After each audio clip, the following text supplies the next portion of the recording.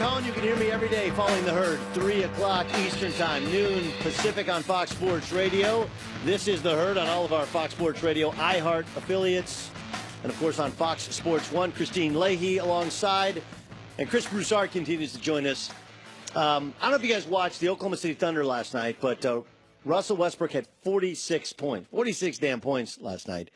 But what he said afterwards to me, Chris, was the perfect example of why they did not televise the NBA All-Star Game draft. Take a listen. Oh, that's cool, man. That's good, man. Sorry, they got the team figured out. That's how you really feel. Well, I see I was the last pick on the list. I was just trying to figure out, Alphabetical. It was alphabetical. See, I told you, man. Alphabetical order, man. Of course I was first. So, look, I don't know if he really knew he wasn't the last pick. I don't think he knew. I don't think he knew either, right? 46, 6, and 6. Did have six turnovers as well. But more importantly, they throttled the Washington Wizards, who have all kinds of problems of their own, but it's not LeBron, so we're not reporting it, right? Case in point. They have a ton of issues. Yep. But, isn't this the real reason that they didn't televise it? Was Russell Westbrook wasn't drafted last because he thought he was drafted last. He goes out and has 46 and plays like a raging animal. Ben Simmons, who thought he should have been an all-star, you saw his first game after the news was made that he didn't make the team. You saw how solemn Westbrook looked at the beginning of that interview, and then he brightened up when he found out he wasn't the last pick. I get it, and as a fan, it would have been great for us to watch the draft, but I totally get why the NBA didn't televise it, and honestly, I think they should keep it untelevised for a few reasons. One, you see how guys take it, and Kevin Durant was happy that he was picked number one. Which he actually wasn't picked number one, to be honest. Steph and LeBron went number 1 and 2. He was the first of the selection. Yeah, he was picked number one by the fans. Right. He was picked, number one by LeBron and Steph. But if Steph Curry were to pick Jimmy Butler over Klay Thompson, how do you think Klay Thompson's going to feel? Now, some guys might laugh it off. Some guys might feel slighted.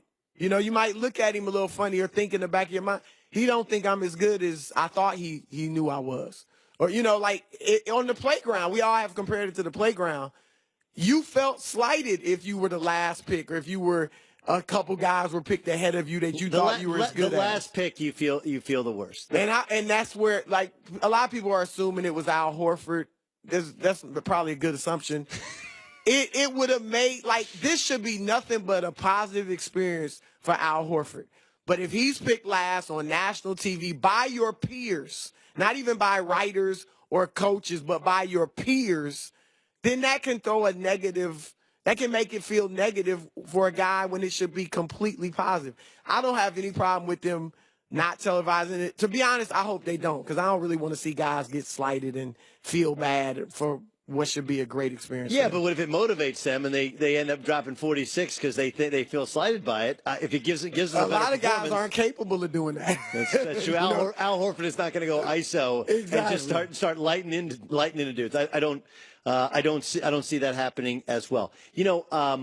I think it's fascinating, but I don't think it causes me to want to watch anymore. Do you? I was excited to see the way they did it. I was excited to see what the teams were. That was enough for me. I mean, I didn't have to see it. You know what else would be great for fans to see? What? If we had cameras in every team's war room at the trade deadline. And then we could find out, they're trying to trade Paul George or they're trying to trade Kevin Love. That's not good for the team, though.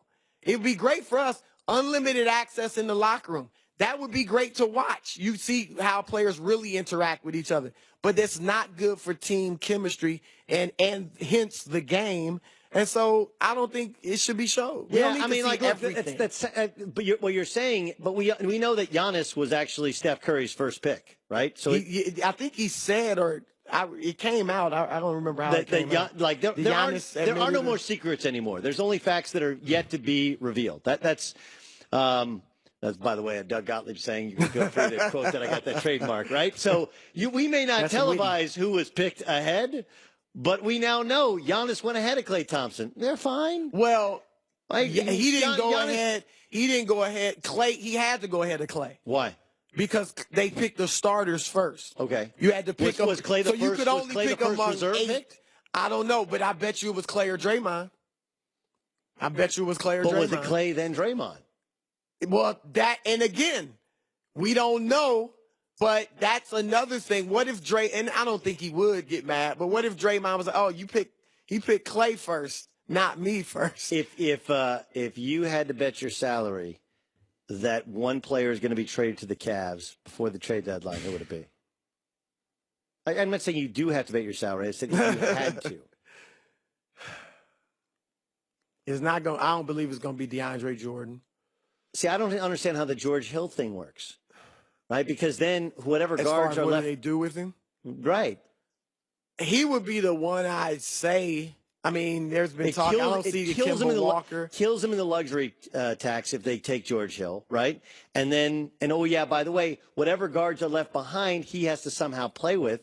And oh yeah, by the way, you still have the issue of rim protection, which they have none. And now they're going to start Tristan Thompson, which will help them defensively, but it changes completely how they've been playing offensively. Like these are unfixable. See, and that's because they don't know who they are. Their identity is all in flux. Right. Like they used to know who they were when they won it in 2016.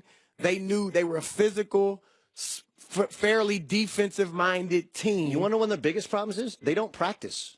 They don't because so many guys are long in the tooth. They don't practice, including LeBron James. They'll work out, they'll get shots up. They don't practice. That's why they don't know where they're supposed to be. That hurts the defense. But a lot of teams nowadays aren't practicing as much, as they used to. But yeah, that certainly hurts your communication on defense and things like that. But I still like the Hill move, and you're right. It could cause major upheaval in that locker room, though. If you end up starting him at some point above Isaiah.